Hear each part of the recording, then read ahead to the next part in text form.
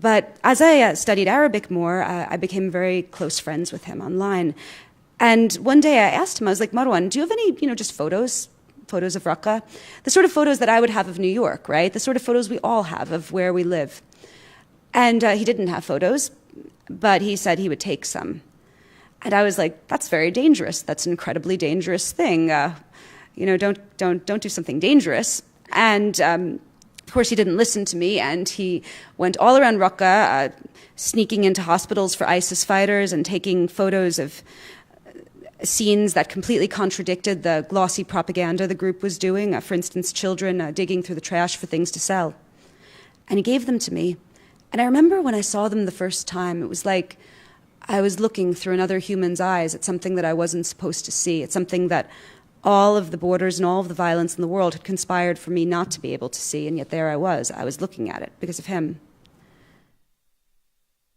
At that time, he told me that he liked to write political commentaries for himself to keep his English up. And I said, Marwan, why don't you write captions for these and we can publish them? And he did. And we ended up publishing a piece for Vanity Fair of scenes from inside ISIS-occupied Raqqa. 2 more collaborations followed. And as we got to know each other more, I started saying, Marwan, why don't we do a book together? No one's ever done anything like this. At this point, he was still living in Raqqa, and he told me that he had actually taken notes just sort of notes for memoirs that he planned to do one day when he was old, that he would email to himself because he couldn't keep paper in his house, because if ISIS came in and knocked down the door, they would find paper and arrest him. So he would email notes to himself, and so he liked my idea. And from there, Marwan illegally crossed into Turkey, and we began working very closely with each other over the course of the next 3 years. I would commute back and forth to Turkey every few months. I'd spend maybe 10 days each time, and I would sit with him. And we worked in this way that at the time when we embarked on it, we didn't realize why no other writers work this way, and now we do, which is that it's torture. And writers are just egomaniacal monsters, so this is a specific torture for them. So initially, Marwan wrote half of it, and I wrote half of it based on interviews with him. I would just sit next to him, and I'd be like, so Marwan, what was it like when we're at religious school, for instance, and he would tell me, and then I'd say, no, tell me, what were they singing? What was the specific song? What did you feel? Tell me more, tell me more, tell me more. And I would write next to him. But, and this is where the torture part comes in, then we would rewrite each other. He would sit down with my work and he would say, this is terrible. This is cliche. This is bullshit. It was not like this whatsoever. And also, why are you spoon feeding people what a Sunni and what a Shia is? We have Google nowadays. Surely we don't need to, put in a 101 course like this. And also, can you get a little bit more sophisticated with time? And, and just damn, And then I would take his and I'd be like, Marwan, no one in America knows what you mean when you say the events in Hama. And he'd be like, everyone knows the events in Hama of 1982. What are you telling me? And I'm like, no, they don't. They don't. You can't drop that in. You need a little bit more. And so we basically fought a war where he was trying to make my work more real and sophisticated, and both in a literary sense, and also get what was authentic and what was true. And I was taking his work and in some ways trying to make it clear for a Western audience, but also in other ways just asking him about things that he might not have thought about. One thing I remember was after the ISIS invasion, he told me, Molly, it didn't seem like things changed that much in the first few days. And I was like, Marwan, when did they impose veils on women? Black chiffon veils that cover your eyes so you can't even see the proper sun. And he's like, oh yeah, I guess that was my sisters hated that. Yeah, that was about a week. I was like, okay, we should put that in then. That was a big change. So, we basically fought, we edited and edited and edited and edited each other until I want to say that every single sentence is probably a fusion of the two of us, the way that you make metal, right? And I think that we created something that's better than perhaps either of us could have done, certainly better than I could have done alone. But I understand exactly why it's not a typical way for authors to work anymore as well. So are there any, you already addressed that, but are there any particular issues other than these that were points of contention and back and forth? Because I mean, the work is done and it flows so seamlessly, and I think, as you said, it's wonderful, because the other difficulty is writing from the outside and writing from the inside, and this book seems to, frankly, with anything written about Syria or Iraq or Palestine, one always reads and is afraid and waiting for these problematic neo-Orientalist or self-orientalizing symptoms, but this seems to have, although there is sensitivity to the audience, but it seems to have been written to tell the story itself. But I guess, sorry, my question is long-winded, but what were some glitches that you fought really hard over? Any aspects or events other than these? Well, I think one of the big things was I really believed that we needed to spend a lot of time in the book before the war, because I think that Americans, they don't know what Syria or what anything in the Middle East is like, and they have, as you said, deeply embarrassing Orientalist beliefs about it, that I felt that if we didn't speak about life before the war in the book, that they would just have no point of reference, and that it wouldn't, they wouldn't feel what things meant when they went away. And so we did disagree about that, and ultimately we did write a lot about the world before the war, and that was something that I was very grateful that we got to do. Another thing was, basically, Marwan has complete contempt for books that spoon feed the audience, both that spoon feed the audience in the sense of taking things, like starting a memoir that starts with "I was born" and ends with, you know, the present. And I think when I started this book, I was thinking in a more like simplistic and journalistic way, and I didn't have the confidence. He had to play with time. And so one thing that he did was he structured the whole book, and he did all of these really interesting things with time and with weaving all of these elements in and out, with playing with different characters and having unanswered questions that aren't answered until the very last moment. And that was all him. And frankly, I wouldn't have been able to do that myself. Well, I'm happy you brought that up, because one thing that struck me was on page 132, he talks about the compression of time in a way, and how living there under those conditions, 1 month equals years lived elsewhere, which reminded me of what a colleague and a friend said after the Arab uprisings turned into civil wars, and that he said at the time that in these last 6 years we've experience events of 50 years almost, that they're so monumental. But which brings me to your illustrations, because I don't know if this is a productive question, but I feel that in your illustrations one can see this depth in a way of a situation. So how is this intentional, or is this just comes to you naturally? It's almost like it's three-dimensional, even though it's not. Thank you. So a lot of these illustrations so my initial illustrations with Marwan were from photos that he took, but in a lot of this book, we were illustrating scenes that there were no photos of, right, that were just from his memory, which is something that I value particularly about art, that you can draw things that weren't captured with photos the first time. But the images that I'm particularly proud of are images of the protests, and there are these scenes that might have, maybe maybe 100 figures in them. And the way that I would do these images was I would look at citizen video that was online, and there's so much citizen video out of Syria, right? There's perhaps more video out of Syria than any conflict previously, you know, in the world, possibly with the exception of Palestine.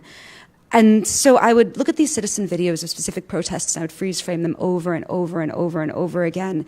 And these videos, they're blurry, they're not necessarily legible if you don't know what they are. They're taken by people who might be running away from bullets. And so I'd freeze frame them, and then I would take all of my many captures, and I would lay them out and try to get a panorama of the scene and try to get all of the individual participants. And very often I would repose models, because once you print these things out, they don't look like people anymore. They look like smears, you know, because they're so blurry. And from that, I would make scenes like the drawing of the Ali al-Babinsi protest, which is the first protest in Raqqa, where the police fired live ammo at the protesters. it was trying to get what it would feel like literally if you were there, and also trying to get, I guess, the import of what that meant. One of my biggest inspirations is Goya with the disasters of war. And I actually did 82 illustrations, which was the same amount as he did for the disasters of war.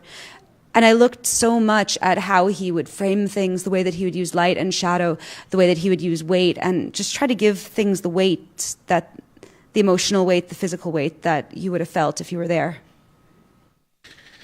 Okay, so also to dovetail with what you just said, that in a way the Syrian revolution and war has been perhaps, there's an unbelievable, unprecedented flow of images.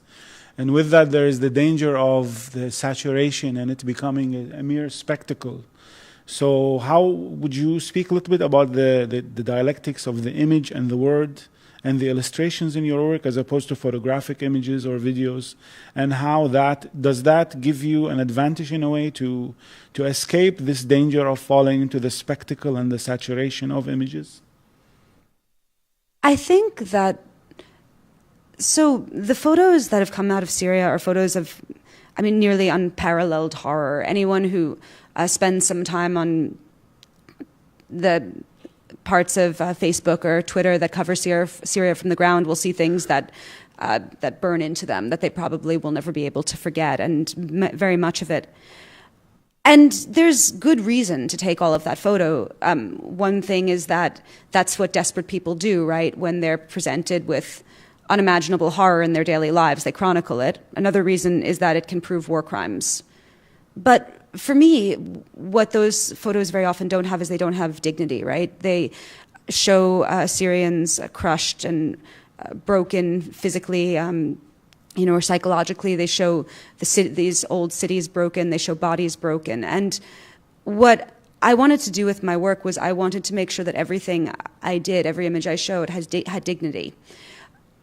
I never wanted to, except for very few images in the book, I tried specifically to avoid the sort of like explicit, almost like torture porn that came out of ISIS and that ISIS always created. Instead, I tried to show moments that were less well known, that were not the moments that people would think of, whether that was something like people queuing at a bakery, which is its own sort of violence and horror, right? But it's a much more quiet thing. It doesn't have the sort of graphicness of barrel bomb. Or a drawing that I did do that I don't think it is in the book, but it was something I did for my Aleppo piece. It was from a photo Marwan took of the aftermath of a barrel bomb. And there was an older woman and her daughter, and they had these looks of just complete devastation on their face, where it was quite clear that someone close to them had died in that bombing. And when I drew that, I focused on them, and I just focused on their face and their posture and trying to get the emotion of that moment. And I think that the advantage drawings always have is that photos have very little mystique now. Like, we all have cameras, right? We all know exactly what it's like to take a photo. We've all had our photos taken. Whereas drawing is something more rare, and when someone draws something, you can see that they used their hand. You can see that they invested time, a lot of time, often into it. And so I think that makes you also invest the time to look. Okay, so there are a lot of continuities with your previous work on other places and other moments, but there must be also, well, I'm asking if there are discontinuities in a way. How has this book in particular, or the subject of Syria, or working together and collaborating, changed your own style? What do you think the discontinuities are in your own? How did it change you? I think this is something that anyone who has done work around Syria will say. I think it made me much less sure. I think that I had a lot of beliefs beforehand about revolution, about people, about freedom and people's choices and what they can make and what they can't make, the ways that people are constrained. I had a lot of, I had all of the dumb intrinsic biases that any Westerner has, like no matter how, woke we think we are when we write about the Middle East. I think, it changed me utterly, and I think the biggest way is that introduced that sort of radical unsureness into me, that questioning that's still going on. When Marwan and I started to work on this book, we came from backgrounds perhaps as different as two humans could have been. He went to a very strict religious school when he was growing up that gave him a stellar education in classical Arabic and also taught him, fiqh and hadith. He could, do that backwards and forwards should he so desire. And then he, worked his way through university working at sweatshops. Then the revolution broke out. And, I'm an artist from New York. And I think that as we spoke and as we got to know each other better, we had so many conversations, especially conversations, I think, about the idea of homeland. I think because I am mixed and because I'm half Jewish, I didn't have that idea of homeland. I didn't have the idea that, you have a land that you're from and you'd want to go back to. I would always think like, well, I don't want to go back to the shtetl in Belarus. That sounds terrible, So I didn't understand that connection with the land that other people have, and that's something that Marwan has incredibly deeply. His mom is a farmer. He during the war, one of the ways he made his living was as a farmer, and the land of, I don't even want to say like Syria as like a national concept, but the land of Raqqa that he grew up on is something that has incredible power to him. And listening to him about what land meant and why exile and migration meant something utterly different for him than for me was perhaps one of the things that I learned the most from. Actually, I really appreciate what you said and what was done in the book, in that the mistake that a lot of works, whether on Iraq or Syria, do is to start from, for example, 2003 or to start from 2011. So one of the many things that were really powerful in the book is the prehistory of these three young men and the different trajectories and the transformation, how they took the different... And the other issue, again, is how to go through the past without being nostalgic, how to render the destruction of the social fabric and of cities without falling into the trap of seeming to be rehabilitating any aspect of the Assad regime. So the questioning that you talked about, which you both do in a way, and which the author does when it comes to his history, in that, and there is somewhere where he says, well, you say, sorry, both of you, see, I'm falling into the trap again, and looking at those others who are firmly in this or that camp and the certainty that they have, which is, of course, perhaps comforting, but quite lethal, whereas both of you are constantly questioning that and not sure of anything necessarily, politically at least. But this I was going to ask later, but since you talked about homeland, but I want to link it to your other work. But in a way, looking at your work on Puerto Rico, isn't that perhaps because of the devastation and because of the colonial relationship and the continuing horrific treatment by the colonial government in your work, I sensed a kind of some relationship that's like a relationship to or a renewed relationship to a homeland in a way.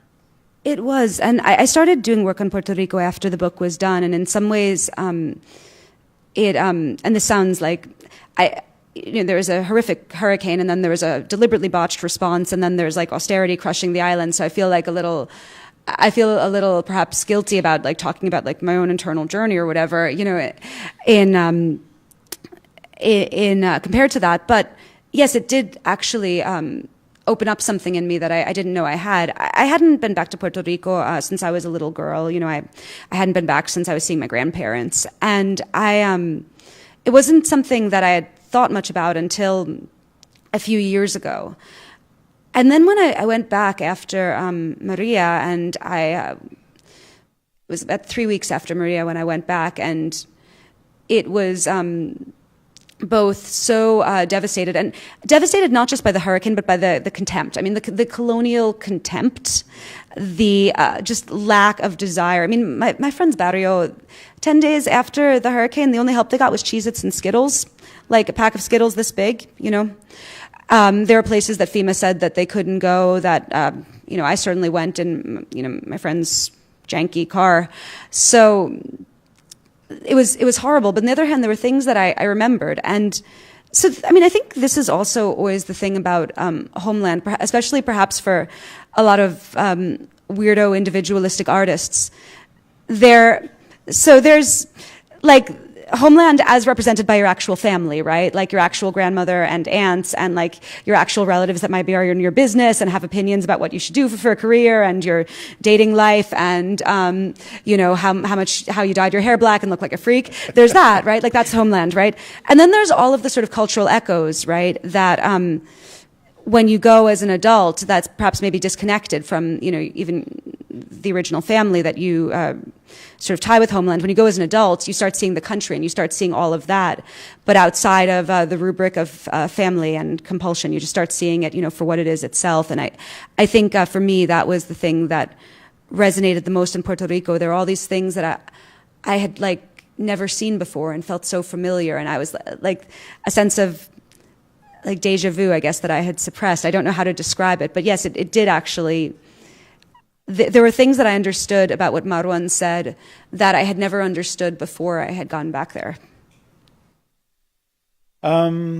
So you, in a way, I think of you as a guerrilla artist or a guerrilla writer because you seem to have an amazing compass about going where. And to my mind, what has been striking and bothering me a lot is the embedded writers and journalists who are embedded with the oppressors, right? But you seem to be embedded on the right side of history.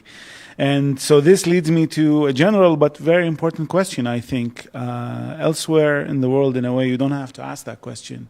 But in this country, you would ask, because I really admire your practice in that the task of the writer and the artist in a time of permanent war and how that informs your work. I think that there's always that cliche, right, that in a war the first casualty is truth. And I think that the very worst sort of journalism about war has been the sort of journalism where people you must have gotten so sick of it, right? All of like the TV journalists that stayed inside the green zone and then would like go, in some military vehicle and poke their camera out of it. And then like they'd go back to the green zone that night and they'd play like very brave on TV and, big heroes. That stuff's terrible, right? And I think that very often the best type of journalism is the type of journalism that's done by people who, if they are not of the actual group of people that are suffering the sharp end of war themselves, they have a deep, deep empathy with those people and that they've lived with them, right? When I was doing this book with Marwan lived in Raqqa until 2016. This was not only something that put him at risk of execution by ISIS, but by that time, I think at least 6 countries were bombing Raqqa every day. America, France, Russia, Syrian regime, England, something else, I don't know, whatever country that wanted to feel masculine that day, was dropping bombs on it. So it was something that was incredibly risky. And what he was able to write about daily life in Raqqa was something that would be absolutely unparalleled and impossible, actually impossible, to be able to write outside of it. There would be no way to see that unless you lived it. In terms of what I think an artist's duty is in the time of permanent war, I think the first thing is to always question, first, obviously question power, but also even question your own sympathies. I think that when you're writing about war, you have to triple and quadruple check everything and have the most skeptical eye, even honestly for people who are the victims of it, even for people who are the oppressed of it, because there is so little truth in war, and there is so many lies and so many misapprehensions. And I think in the coverage of the Syrian war in particular, but also in the coverage of Palestine as well, and I'm sure in the coverage of every war, is you see the powerful weaponizing uncertainty in order to get away with doing horrific crimes. In Syria, you see this when, like, the Russian embassy says that, how do we know that the rebels didn't all gas themselves for fun? You see it. It's tactic really peddled by RT. With Israel, you see it when after their troops, after their snipers, murder 58 protesters in a day, they're like, Hamas did this to make us look bad somehow. We don't know. You see, there are such lies, and I think it's so very, very important to get as close as you can to the ground to actually see what the truth is, and that's why I have such incredible respect for local journalists who do that work. No, and I should say that also, in addition to your work, I mean, your presence on social media is so powerful and important because you do take the time and the patience, which many of us don't have, to argue and. Oh God, I think, I mean, to be honest, I think I'm getting off social media after this book tour. I feel like I have this, like, I literally have this, like, little imp on my shoulder that is Twitter, and it's, like, just spewing, like, horridness. So I don't. You schooled a lot of people. So you mentioned Goya in a way, and I was going to ask about what other influences, writers or artists were in a way. What are the ghosts that are hovering around the work as influences or role models in writing? I think you mentioned George Orwell in one of the interviews, but are there others? Oh my God. So while we were writing this book, me and Marwan were kind of engaged in this very intense literary exchange. He was sending me, he gave me a copy of Nizar Kabani's amazing book of essays, Birds Don't Need Entry Visas, and he was, like, constantly sending me Arabic poetry. He was sending me work by Mohammed Al-Maghroud, who is the amazing poet that lived near Raqqa, whose poem begins the book. And at the same time, I was giving him tons of pirated ebooks. So I gave him, like, all this Orwell to read. I gave him Nabokov. I gave him Hannah Arendt, James Baldwin. Now, I think the literary influence that's perhaps the most counterintuitive literary influence, and so I'll speak about it a bit, is I was rereading, and Marwan was reading Margaret Atwood's The Handmaid's Tale. And on one hand, there's some, like, very obvious similarities between the world of Gilead and ISIS. Lots of color-coded repressive dress codes, and women beating other women that don't conform to rigid gender roles, and lots of scripture being misquoted to do horrible crimes. But the reason that this book was so influential to us is I talked a little bit about the danger of, like, spoon-feeding your audience when you're writing about the Middle East because of the assumption that they don't know anything. And so the world of Gilead is not something that the audience knows about because Margaret Atwood made it up. And yet she still has to convey all of this information, like what an ant is, right? Or what the ceremony is, what a commander is. And she's able to do it without literally spelling out. An ant is a woman that wears khaki green and carries a taser and terrifies handmaids, right? She's able to show it in other ways. And that was something that we really, really tried to do. We looked very closely at how Offred spoke about her life so that we could also convey Marwan's world without, like, literally spelling out Syria is a country in the Middle East. I have a lot of questions, but I want to give time to the audience for Q&A. But I was going to ask you what your favorite part of the book is, and if you would be willing to read it. Of course. So I mean, my favorite, like, the part that I think is best is two chapters. That one is called Abu Mujahid's Prosthetic Dick, which is what Marwan read from, which is about a teenage ISIS fighter. The title is inspired by a selfie this ISIS fighter took posing with an anti-aircraft gun. The second chapter is about enslaved Yazidi women. But there's a part that Marwan wrote that I thought was it was something that no one. I mean, there's a lot that I don't think would ever have been written. I mean, Marwan's an incredibly unique person, but this particular, I felt like it was something that would never be in a Western book. And it was something that Marwan wrote about his conflict about leaving or staying in Syria. And it's something that he's just left Syria for Turkey. Don't get me wrong, I did not rush to cross the border.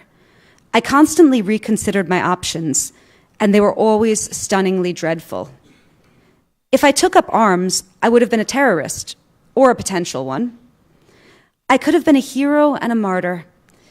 I could have been a secularist's nightmare and a traitor to pan-Arab nationalism. I could have been sexy for the sisters. If I stayed in my house in Raqqa, I would have been a terrorist or a terrorist sympathizer, no matter what. A helpless fellow awaiting his doom. An example of principled nationalism. A crazy person. And finally, a good common brother. If I left the country, I would have been a rootless coward running from my social responsibility, a Facebook revolutionary theorist, a hustler, and finally, in the eyes of the journalists covering Syria, a traumatized, easy source. These were the entirety of our options, provided to every last Syrian, with one exception, Bashar al-Assad. He fell into a deep sleep every night, his conscience clear.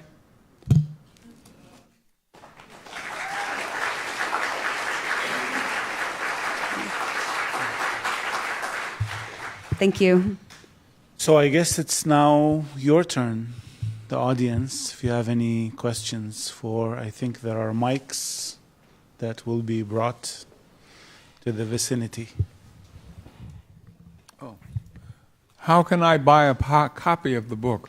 I think there's a table outside that I'm going to be signing at. Thank you. Hi, my name is Olga. Thank you so much for today and for your wonderful conversation. I have a question for Molly.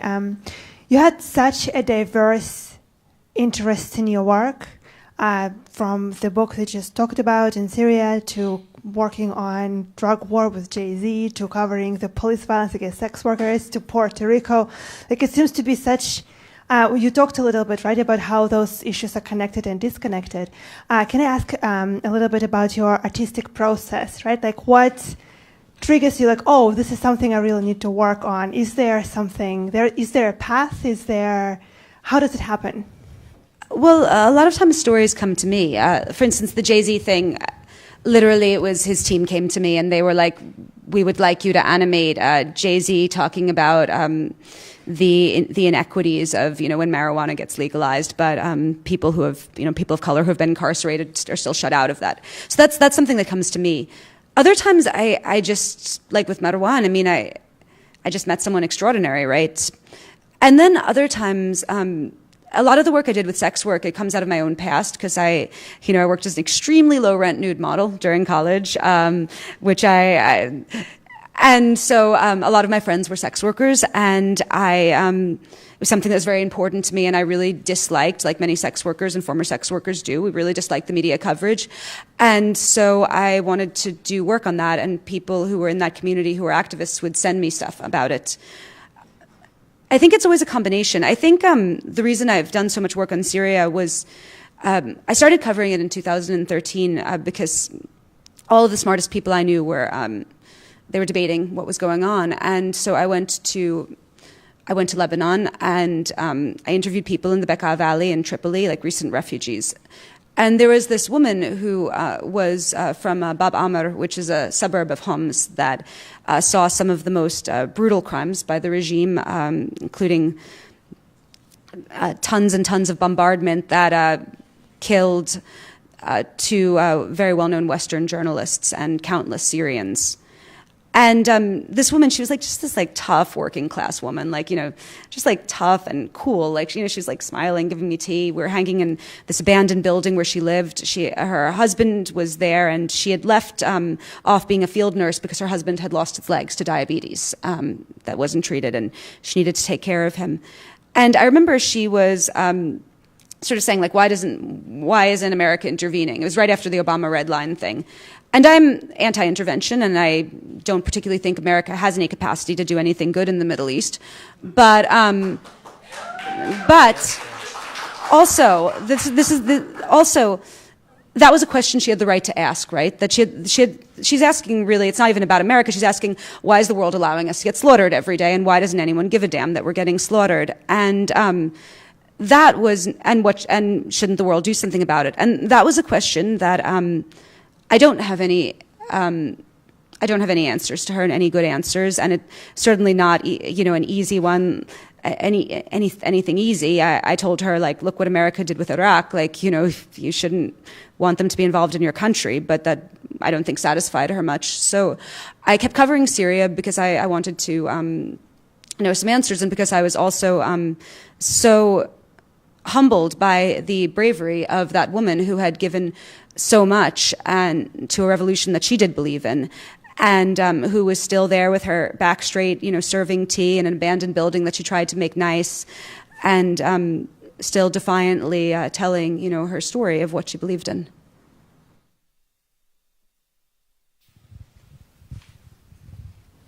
Molly Crabapple. Very beautiful work. And I did see the Brooklyn Museum had the Goyas just a few months ago, and they're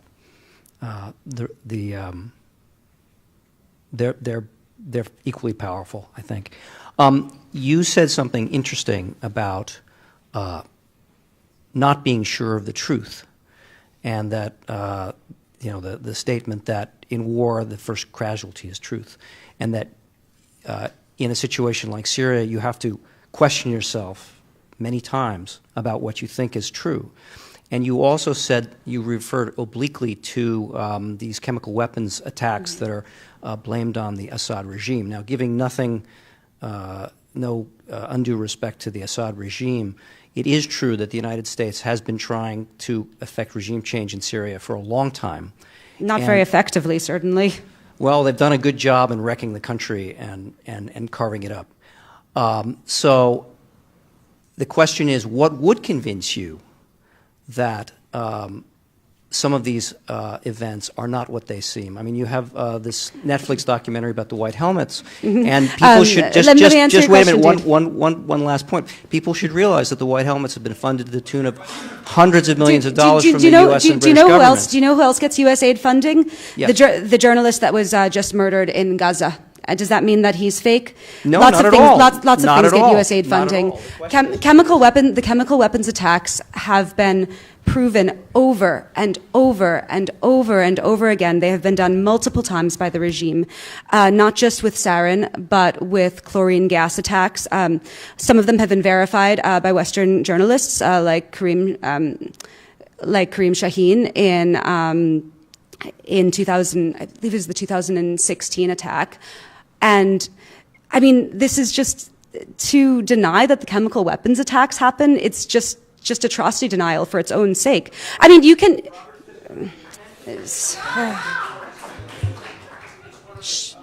Robert Fisk cannot even translate the slogan of the Ba'athist Party. He thinks it is like Mother of the Arab Nations because he doesn't know Arabic, even though he lived in Lebanon for years. I mean, I don't know what to tell you. Whatever you think about how the war should go, whatever you think about Assad staying or going, those are your own decisions. But denying chemical weapons attacks against children because you don't want to have to deal with moral complexity or angst is disgusting. I'm sorry.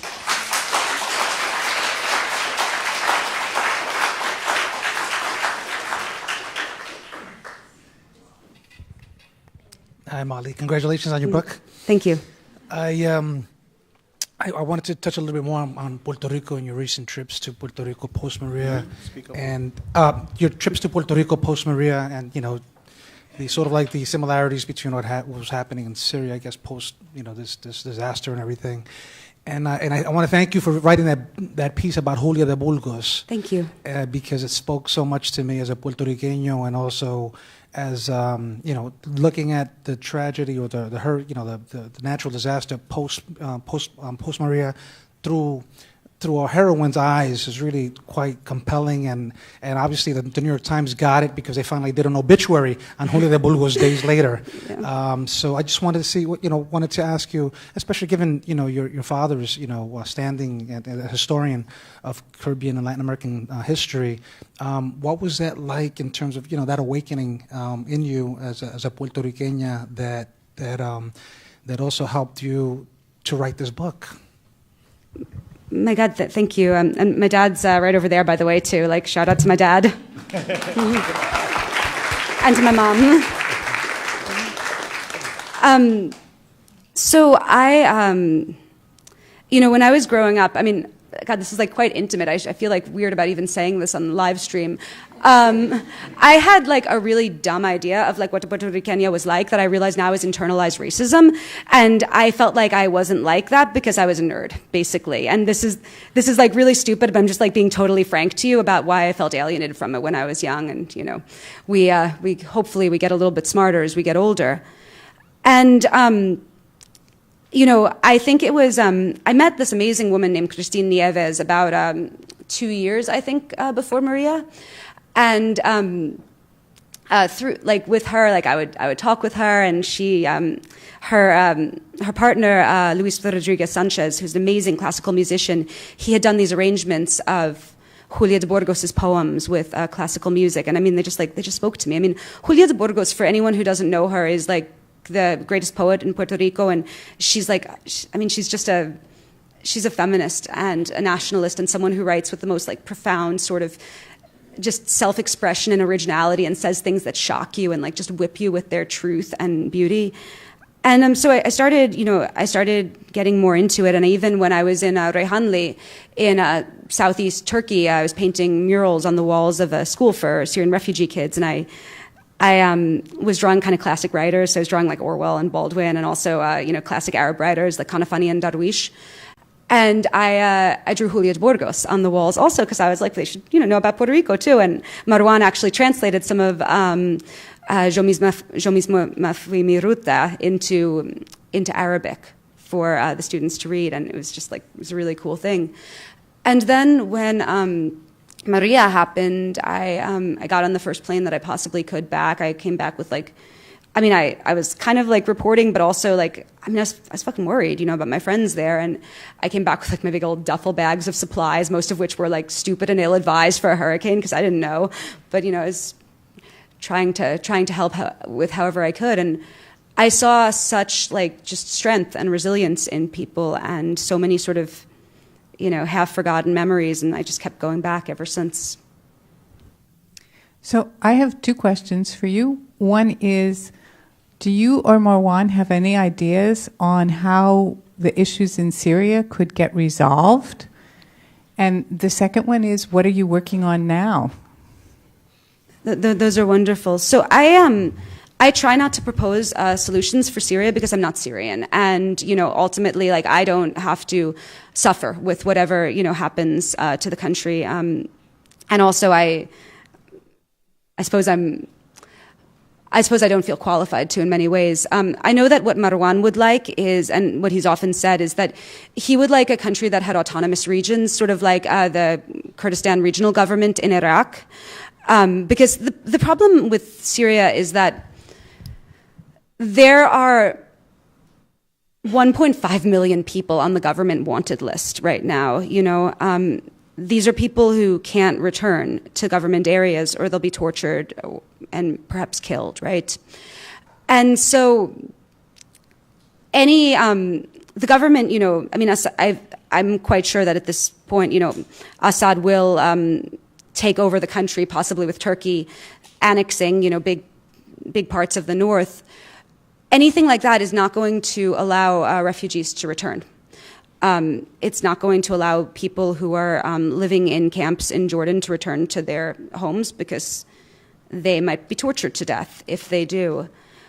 So I think that the hope of having some sort of autonomy, and again, this is not my own opinion, because I shouldn't be speaking out of turn in that way, but the hope of having some sort of autonomy would be that you would have places that people could live in the country where even if they fundamentally disagreed with, the central government, or if they disagreed with, the the Kurdish-led American-backed forces that now run the east of the Euphrates area, or if they disagreed with the Turkish occupation, they'd at least have somewhere in the country that they could live without being afraid of getting arrested and tortured to death, and where at least they could try to build a life.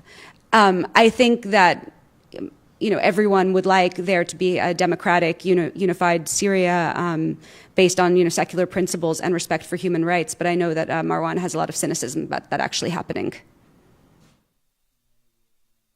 What am I working on now? I don't know, man. This killed me. This book killed me. This is the hardest thing I've ever done in my life. It's probably my most precious project I've ever done, but it was impossibly hard, and I don't know what I'm doing next. I rather want to take a break or something, I don't know. But I have to, next I think is I'm going on tour. That's what I'm doing next.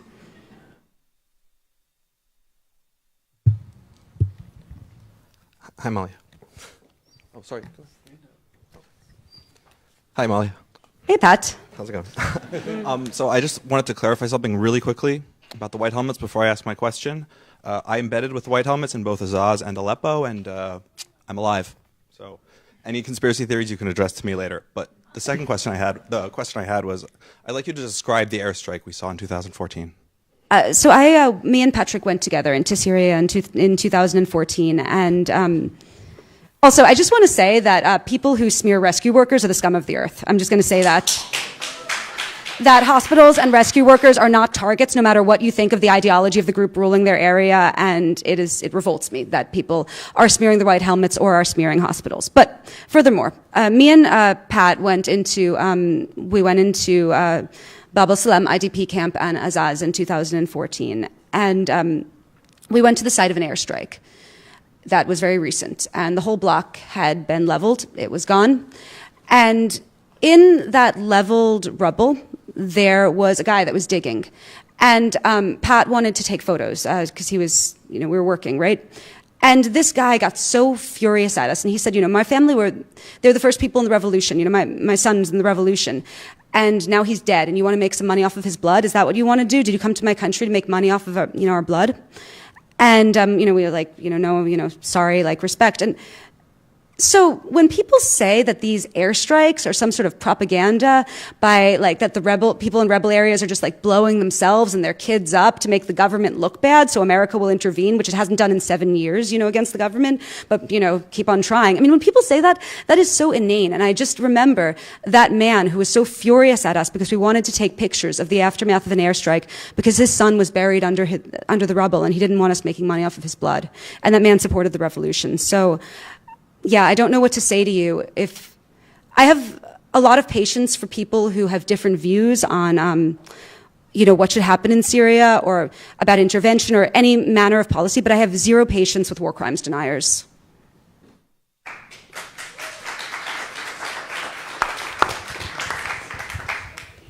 Hello.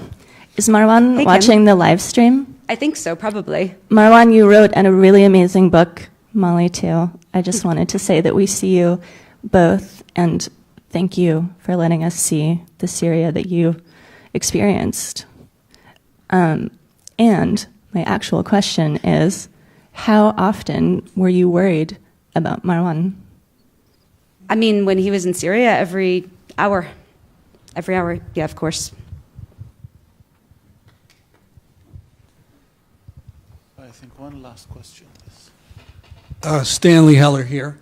When Raqqa when ISIS was driven out of Raqqa, or entombed, it was done by the U.S. just blowing everything up.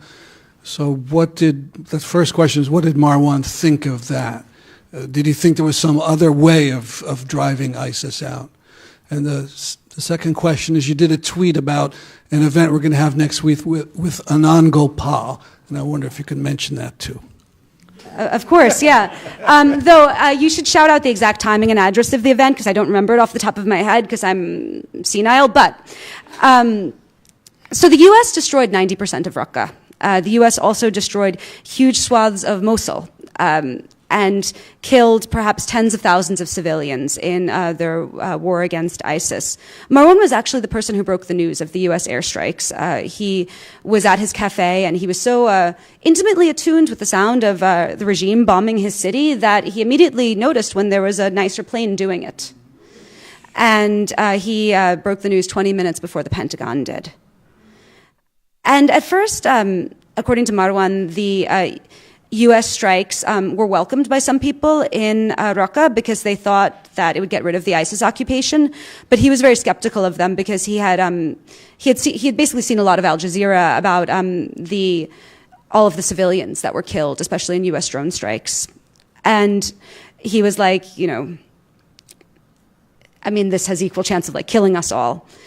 And at first, the U.S. Strikes in Raqqa started out relatively precision, but by the final months of those campaigns, it became a massacre. And the U.S. is, by the way, not doing anything to rebuild this. There are 6,000 reports of people still entombed and rotting in their homes that the U.S. bombed. The entire city is riddled with landmines that Trump is not giving any sort of budget to clear. I'm not a military strategist, and so, but I do know that at various times there have been deals made that allow militants to withdraw from cities, and then, basically they kill the militants outside of the cities. I don't know if that would have worked with ISIS or not. I think ISIS's strategy of like welding people basically into their homes and using them as human shields was a particularly vicious one. However, the truth is that America also did destroy Raqqa.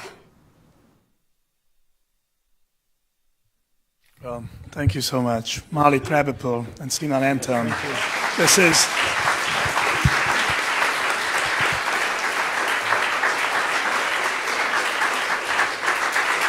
Thank you. Thank you so much. This is obviously a beginning of a profound conversation.